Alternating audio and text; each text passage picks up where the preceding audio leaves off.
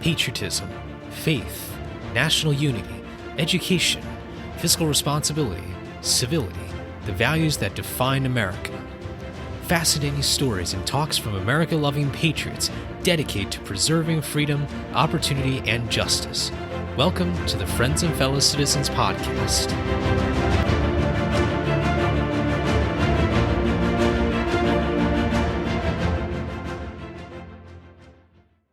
Hello, everybody. Welcome to episode 68 of Friends and Fellow Citizens. I'm your host, Sherman Tylowski. Thank you so much for joining me this week.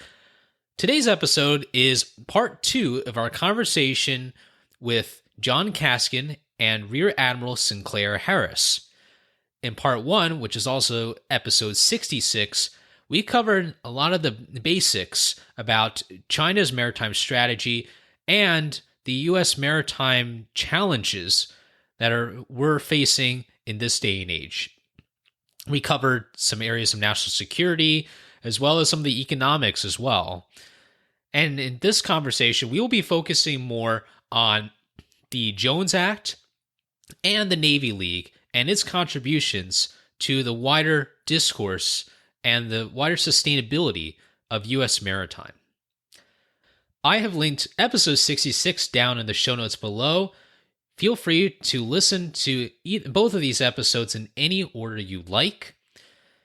Once again, Sinclair Harris is LMI's Director of Business Development for the Department of the Navy, and Jon Kaskin is the National Vice President for Legislative Affairs and co-chair of the Merchant Marine Affairs Committee at the Navy League.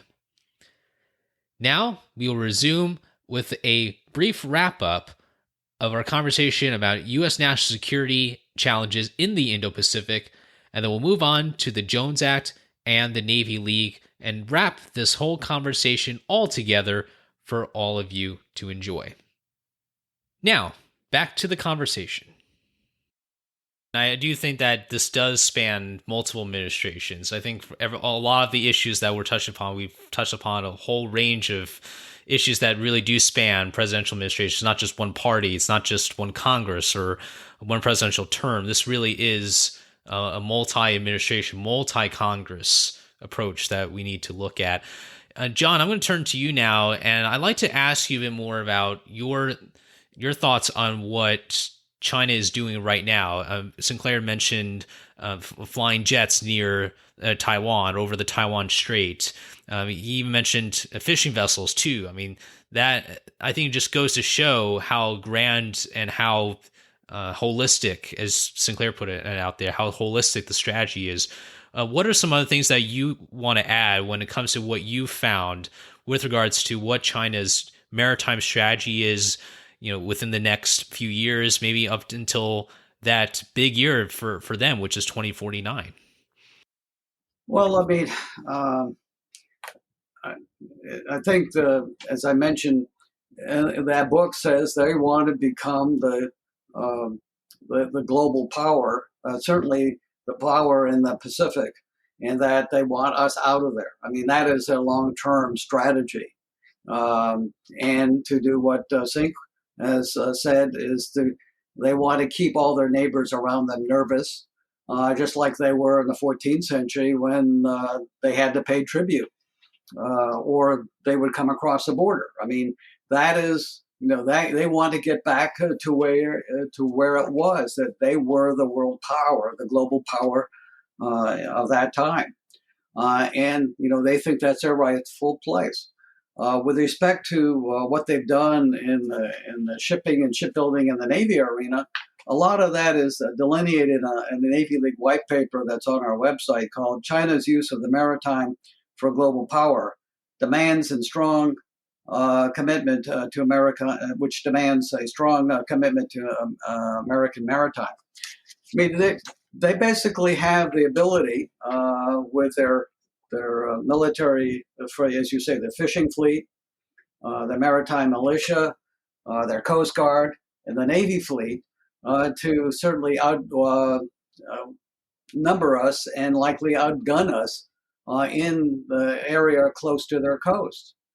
And so what you would need to do from a strategic perspective is what Sinclair said is to give our allies, our treaty allies, the capabilities and capacity for them to become hedgehogs, which is make it too painful for the Chinese to exert direct control of those countries, go over the border. So, as they have done in Vietnam in the past.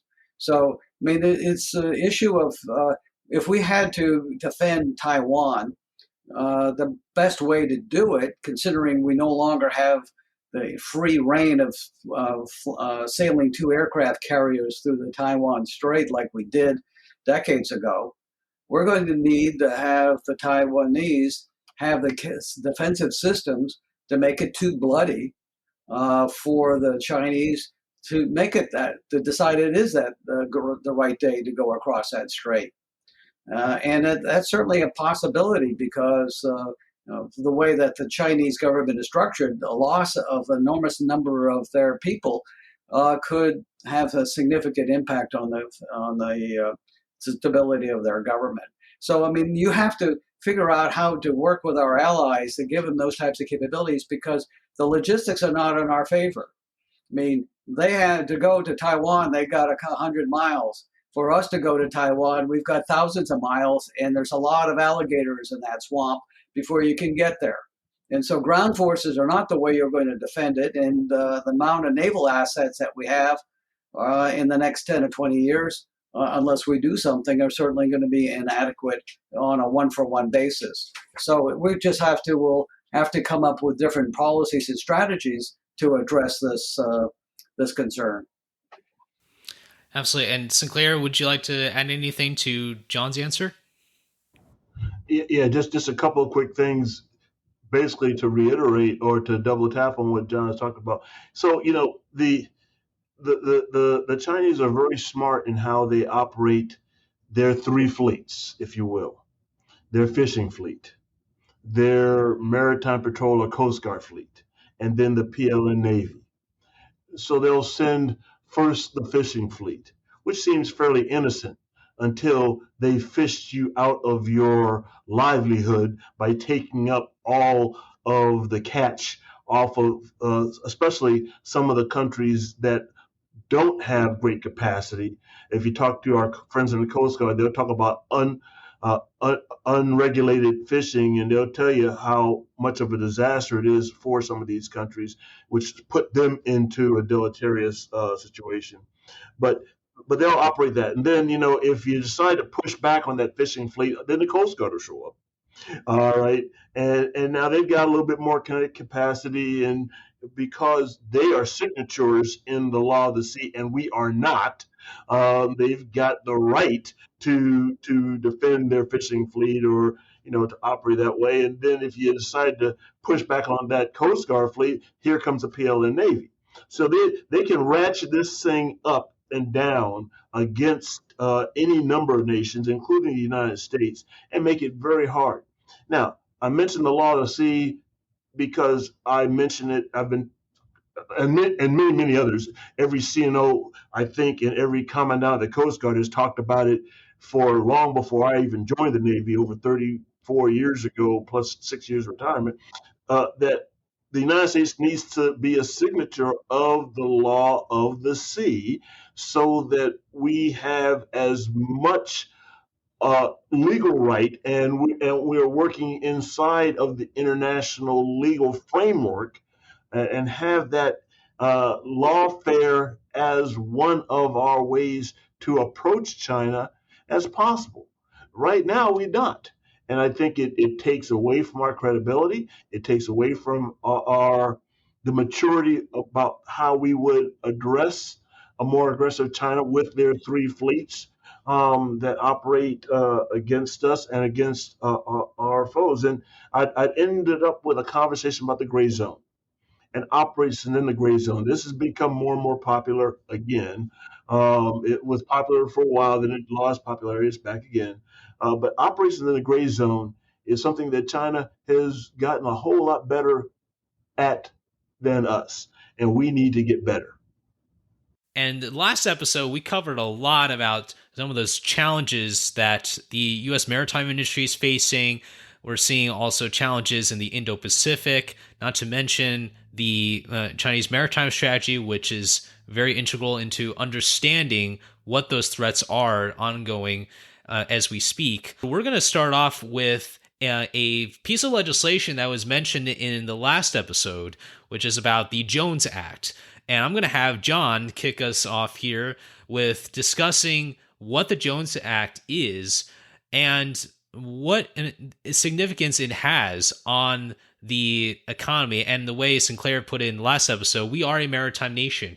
So, Jon, how does the Jones Act also fit in with the idea of the U.S. as a maritime nation? Well, first of all, the Jones Act is incorporated into the Merchant Marine Act of 1920. But it was a follow-on of legislation that has been around since the founding of this nation, which basically currently requires that cargo moved between two U.S. points must be on a U.S. built, U.S. flag, U.S. crewed merchant ship. And so that has provided, since the beginning of this nation, work for our shipyards as well as our mariners. And it provides a capability to ensure that our non-contiguous states and territories are serviced with a reliable, dependable merchant service, cargo service. So the Jones Act supports movement of cargo to Alaska, Hawaii, and Puerto Rico in particular. It also supports the movement of bulk products like oil from Alaska to refineries in the U.S., as well as the movement of refined products along the coast. So today, it makes up the majority of the ocean-going U.S. flagged fleet. It makes up 96 of 180 ships. That's the ocean-going part of the Jones Act, but it also means that all cargo moving in the inland waterways also must be U.S. built, U.S. crewed, U.S. flag vessels. And there are thousands of jobs associated with the tug and barge industry that services the inland waterways as well as our coastwise trade. There's some statistics that we have in a paper called Legislative Path to a Maritime Transportation Strategy, which is also on the Legislative Affairs section of the Navy League website. And what it says is that there's thousands of jobs. Let's see here. There are 130,000 men and women work directly in the domestic maritime industry. It provides $41.6 billion in labor compensation, more than $154 billion in annual economic output, and by extension, 650,000 jobs, according to a study by Price Waterhouse. So it means that cargo going inside the waters of the United States are secure because we're not allowing foreign personnel and foreign shipping, which we don't have any control of inside the middle of our nation. So that's the Jones Act and some of the benefits that it provides. Excellent. And just to play a little bit of devil's advocate here, there are those who argue that the Jones Act raises consumer prices in part because of some of those stipulations. What would you say to critics of the Jones Act, and maybe how your answer also plays a part in not just the economic importance of the United States, but tying in back to some of the national security elements too, some of those challenges which we mentioned in the last episode? Well, there's no question that the Jones Act is an interference in the free market because it requires a specific platform built in the United States, be crewed by U.S. citizens, which both of those are higher cost than what you can obtain overseas. However, because for the non-contiguous trades, there have been studies that shows that the actual impact on consumer prices, let's say in Hawaii or Puerto Rico, are in line with what they are in the continental United States. It's because both those locations are also serviced by foreign shipping um, that are not moving cargo from the United States. So Hawaii gets a lot of its goods just like we do from the Far East. Puerto Rico gets a lot of its petroleum products and other goods from the Caribbean and Latin America. So it isn't something that generates a severe impact on their economy. With respect to the continental United States, it does have some impact. Uh, However, then you have to argue whether the benefits associated with those impacts are outweighed by the negatives. And as you mentioned, it's the national security impact that justifies that involvement. And what are the benefits? Well, one is it does provide work for U.S. shipyards, which we do need to help maintain that industrial base that to support naval construction as well as the ability to obtain ships in case that we can't obtain them overseas, which have been the case in the past. But it also it provides the majority of the mariners that would be necessary to crew our reserve fleet ships. Those U.S. citizens on those ocean-going ships are fully qualified to operate the 55 ships or 50 to 55 ships that are in the reserve fleets today that only have the partial crews of 9 or 10 people. And they have to get another 20 people in order to sail in 5 days. Well, where do those people come from? They have to be from mariners that are on vacation from sailing on those ships, on the Jones Act and foreign trade ships. But the Jones Act makes up 96 out of the 180 ships. So if you didn't have those vessels with those crews, we wouldn't have enough mariners to be able to sustain operations for in a contested environment that would last more than a couple of months. So those are the reasons that the Jones Act was implemented at the beginning of this nation. It was felt that we needed to have the ability to move our goods. We didn't want to depend on the British, and we wanted to help sustain our shipbuilding industrial base at that time, the wooden shipbuilding industries that we had in the Northeast. So we felt that was necessary for national security back then, and we still believe that it's the justification for the cabotage laws that we have today. And we're not the only country that has cabotage laws. Around 2/3 of the countries in the 91 of the countries in the United Nations have cabotage laws. Not all of them have the U.S. build, the domestic build requirement, but this is not an unusual piece of legislation. Excellent. And I truly admire what you all are doing when it comes to explaining the Jones Act to people, telling people about how this fits in with the objectives that we want and the high standards that we should be placing for our nations. And I just want to make that quick point. And this is a good lead into asking Sinclair about the Navy League. This is a very, very important organization, and certainly one that my father, who is a mariner, is very much involved in.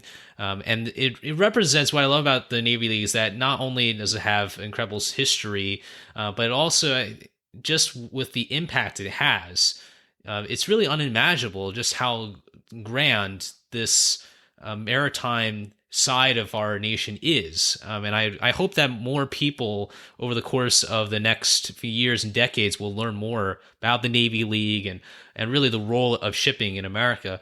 Sinclair, tell us about how the Navy League was started, what its mission is, and what the organization is up to nowadays when it comes to those pillars about shipping, about protecting our maritime economy, as well as all the men and women who are part of it every single day. So the Navy League was founded in 1902, and John, you can correct me if I get the dates wrong, but it's founded in 1902 by Teddy Roosevelt.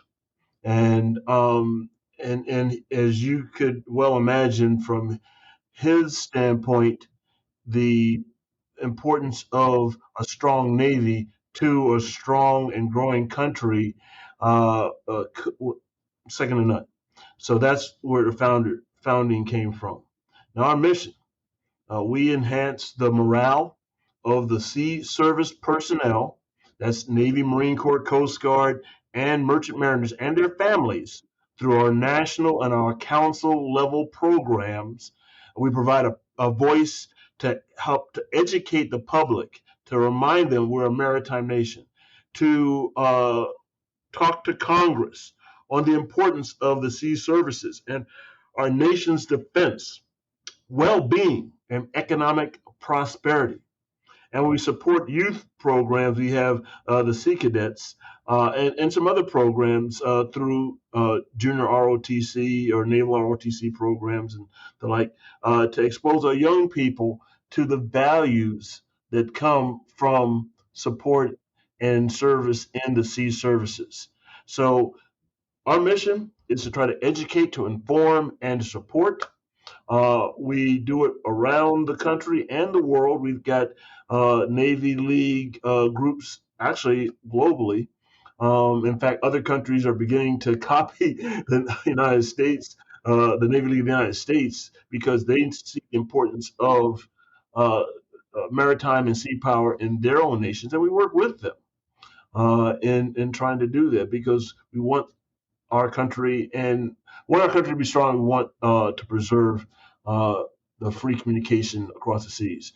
What did I miss there, John?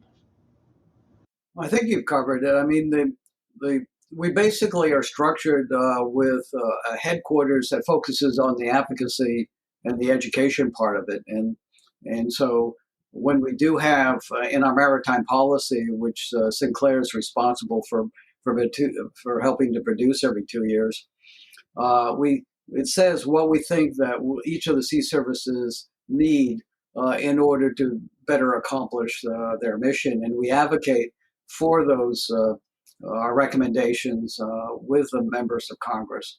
And we have a grassroots vehicle where we take our local councils, which provide local services to the sea service units that are nearby, but also are able to contact their members of Congress at the grassroots level to help communicate that this is not just a lobbying effort. It is something that a large number of Americans feel is important, and through that vehicle, through fly-ins and virtual fly-ins, we're able to help achieve some of our objectives that are in the maritime policy.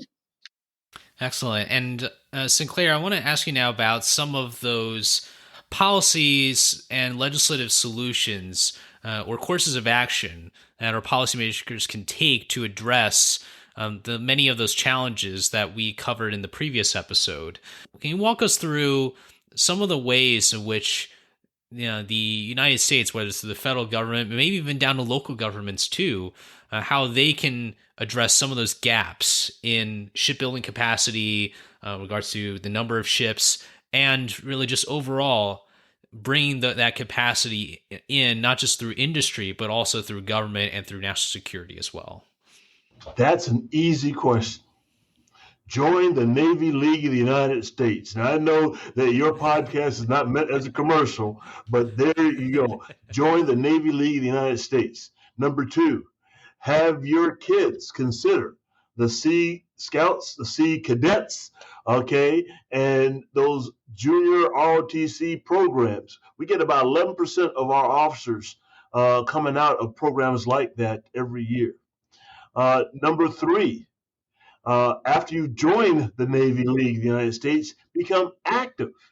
Come on to Washington with us when we do our fly-in on Capitol Hill to talk to our legislative leaders about the importance of the sea services, about the importance of the maritime, so that they can have that in their minds when they make those tough choices that they have to make every day in terms of our budget.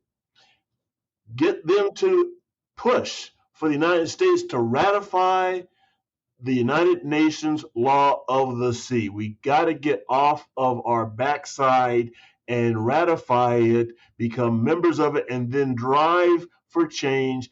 Make sure that we hold China accountable and others in terms of the legal ways that we operate at sea. So join the Navy League, get your kids involved, ratify the law of the sea. Fantastic. I wish that there was like a raffle for those listening, and the winner of that raffle hopefully would maybe make a trip to DC with Sinclair and Jon, because it seems like they would be a perfect perfect addition to a fly-in. I just want to put that out there as an idea for all of you. Jon, I want to ask you, since you focus a lot on the legislative side of things with legislative affairs, what have been a lot of those conversations like with policymakers, and what sort of areas of legislation or policy do you think could be very useful in addressing some of the concerns and threats that we mentioned in the previous episode about the threat from China and others that are facing the United States? Well, there's several initiatives that we've been supporting that would help address, for example, the shipbuilding industrial base. Senator Wicker and Congressman Garamendi have been sponsoring an Energize American Shipbuilding Act over the last several years, and we've been trying to help get it moving, at least to get a hearing on it and then get voted on. And what that would do is require what we call as commercial cargo preference. Right now, government cargo preference, which means 100% of DoD cargo and some other agencies, and 50% of agricultural goods aid have to be shipped on U.S. Flag ships. But that's not keeping more than, let's say, a dozen or so ships in foreign trade.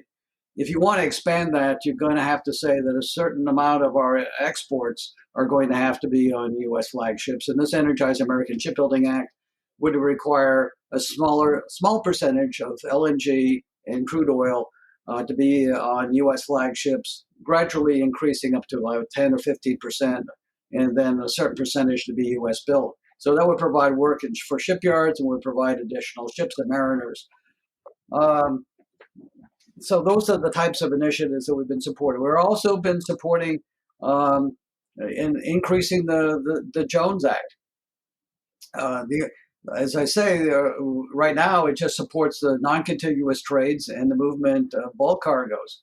But another possible trade would be moving trailers or their chassis and containers on domestic trailer ships, like the ships that move that type of cargo between Washington, the state of Washington, and Alaska.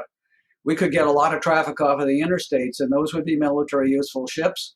And they could, there is no capacity constraints right now up and down the coast, particularly on the East Coast. And even on the West Coast, the roll-on, roll-off ports are not the ones that are congested, like Port Hueneme in San Diego, where a lot of the cars come in. It's a different location, and there really isn't a problem. Actually, there's a lack of imports and exports out of those ports right now because of lack of chips. So if we could, that would be a program that wouldn't cost a lot of money. It would require some government involvement. And that would need essentially a relook at the Maritime Act of 1936, which is what we're promoting, that we have an independent third-party entity take a look at the programs, like that construction differential subsidy program I mentioned to you that was terminated by President Reagan. Well, what do we need to replace it today? So there's a lot of different ideas out there, like the dual-use vessel I just mentioned. But any program that we suggest is going to have to be looked at for its economic impact and cost. we really need to have a relook at that old set of policies and see what we need in the future. We're not going to get more work for shipyards. We're not going to get more ships under U.S. flag unless we implement new programs. New programs are not going to be costless. They're going to be like the Jones Act. They're going to be basically a mandate that a certain amount of cargo will be on our U.S. flag ships. The Chinese have no problem doing that. They have no problem having Chinese goods going on Costco and their other lines. They're moving about a third of their total cargo on their flagships, and they're built in their shipyards. They don't need a piece of legislation happening to make that happen. They're all state-owned enterprises. The government just makes it happen. We're a little bit more cumbersome in getting that type of policy implemented, but that's what we really need to do in order to try to turn things around. Absolutely. And Sinclair, would you like to add anything to John's answer? Something we haven't talked about, which I think is very important, is the Arctic. And, we all know what's going on with climate change. We all know what's going on with sea level rise. We all know what's going on in terms of the Northwest Passage and the push, the rollback, if you will, of the Arctic. Well, guess who's heading up there and militarizing the Arctic today and have been doing it for years? Russia. Guess who is building icebreakers, even though they are not an Arctic nation? They call themselves a near Arctic nation. And I got air quotes on either side of my head as I say this. China. We got to get serious about the Arctic.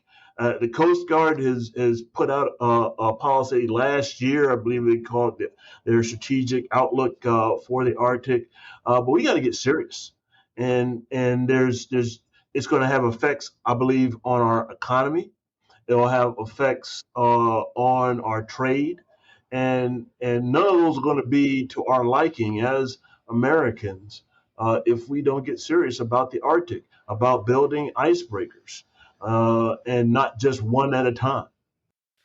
Very good. I love what both of you have said, and there's so much there for lawmakers and members of the public too to also think about as well, because this really is and should be a dynamic process of people from all different walks of life, everyone in the maritime industry, people who obviously care about those goods and certain goods running around the country and being delivered. These are really, really top issues. And I want to now transition into our final phase of our conversation today. And Jon and Sinclair, you both have been fantastic guests, just sharing so much knowledge and so many experiences. And I'd like to just wrap it all up with the theme of this podcast of Washington's farewell address. And I've put out 6 principles out there for people to reflect upon. And those are patriotism, faith, national unity, education, fiscal responsibility, and civility. Sinclair, I'll start with you first. Which ones out of those 6 do you think are most relevant to our conversation today and the issues? And he's holding up right now. He's holding up one of the best books out there, George Washington's Rules of Civility. So I know that he's going to absolutely hammer this question and he's going to nail it. So earlier this year, maybe last year, I can't remember when I did it, I changed my LinkedIn profile to read Embrace Civility. And I did that purposely, and I still believe in doing it today. We've got to become a more civil society. Imagine America if we were a more civil society to each other, regardless of race, regardless of gender, regardless of economic statute, regardless of any of those things that we hold against each other, it seems like all the time. And we were more civil to each other. We had a discord that was more civil in our schools, in our school boards, in our Congress, in our media. You can imagine what we could accomplish by being more civil and listening and actually listening to each other. I think it would support all the areas that you're talking about, of patriotism, of faith, of our national unity, education, and maybe even our fiscal responsibility, if we were more civil to each other, we listened to each other, we gave each other a break, and started talking with each other instead of at each other. Wow, very excellent, and I think that book really helped out a lot when you showed that visual, and I absolutely agree with you, Sinclair, and I do think that regardless of the topic or issue, we do need to take that value into account. John, I'm going to direct the same question to you. Which of those six, it could be multiple ones as well, or different ones other than Sinclair's pick of civility, but what would you say are big contributors to understanding the impact of Washington's farewell address and the issues that we are facing today? I guess I would initially focus on education. I mean, if folks are brought up in their education and they learn why this country was established, it's all of its goods and bads, but why it was established and why the Constitution was written, and what are the aspects of that Constitution that what makes this country different than all the other countries that existed at that time, and that has allowed us to thrive over the last couple hundred years. I think that would be important because when you understand what generated this country and what were the rights that were given to the individuals by the people, which was completely different than how the rest of the world was operating at the time. I mean, then I think then you will get more national unity because you'll understand, what was the basis of this country and what are the pluses and how did we become the greatest economy and how did we be able to accomplish what we did in World War One and World War Two and since. No, the technology that we've developed and all of the other capabilities that make this country unique. And I think that will help in order for people to understand why it's worth defending. I mean, what we're talking about today are the various issues of national security that we think are important. And if people understand that it's important, then they will understand why the fiscal investment's necessary. So the fiscal responsibility value is associated with that. So if you understand why, then you will understand what you need to do in order to produce the results. And I think that will be the greatest outcome that we could get by. And of course, we need to do it in a civil way because not everybody is going to have the same opinion, but we need to be able to discuss it. And then after we make a determination and a vote is made, then we need to have the national unity to execute it. And we can't just say, everybody has their right to have their say, but afterwards we need to work together to execute. So that's how I would look at those other aspects. Great answers. Great answers. Our final quick question, I'll start with John and I'll end with Sinclair here. John, what are the best ways for people to learn more about the Navy League? I'll be sure to include the links that you both have sent me down in the show notes below so that people can access those. But just real quick, how can people learn more about the Navy League and what you all are up to? Well, the Navy League website, which is www.navyleague.org, is the first place to go because it will talk about all aspects of the organization on the primary page, and then it's a very inexpensive organization to join. An electronic membership where you get an electronic copy of Sea Power magazine, which has been a well-respected magazine. I used to get it in the Pentagon and always look through it because it focuses on the various goings on in the four sea services. I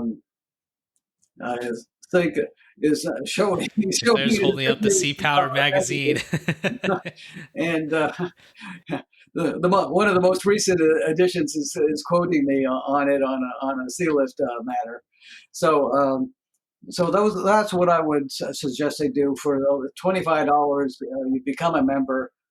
You'll get more, and then you can join a local council. And then every council has different programmatics, whether it's youth programs or supporting local units. And you can engage in that to whatever level you like, or not at all, or just support the national advocacy. So that's what I would recommend. Great. Sinclair, anything else you'd like to add before we wrap it up? Join the Navy League. Join the Navy League. Join the Navy League. Hey, I really appreciate the time you spent with us, Sherman. I would ask people to read. Read more. Turn the TV off and actually read. And whether you read Sea Power, Proceedings, the Navy Historical Foundation magazine, or something, just read. And there's tons of great information out there on websites that are credible, like the Center for Naval Analysis, like the Naval War College, like the Naval Postgraduate School, from this maritime aspect for sure. But just read. And then lastly, be kind to each other. Take time to be kind. Wonderful. Well, Jon and Sinclair, thank you both so much for a wonderful episode. This was really, really informative. I learned a lot from both of you today. And not to mention the fact that you both work so hard on behalf of the Navy League and really on behalf of the nation. I really do think that your work is so important. So thank you both so much for joining me today. Thank you very much for putting this on, allowing us to have a discussion. Thank you for having us. And that will wrap it up for today's conversation in episode 68. Thank you all to the audience so much for listening. I hope you enjoyed our conversation. Make sure to check out the links down below in the show notes to learn more about the Navy League and its activities and advocacy work. Also, make sure to subscribe to our email list at shermantylosky.com. Link is also in the show notes below. Get the latest news and announcements and what is happening in the Friends and Fellow Citizens world. I hope you will sign up and get the latest news and episodes right from your inbox. Have a great rest of your day and rest of your week. And remember, a day in America always gets better when we are with our friends and fellow citizens.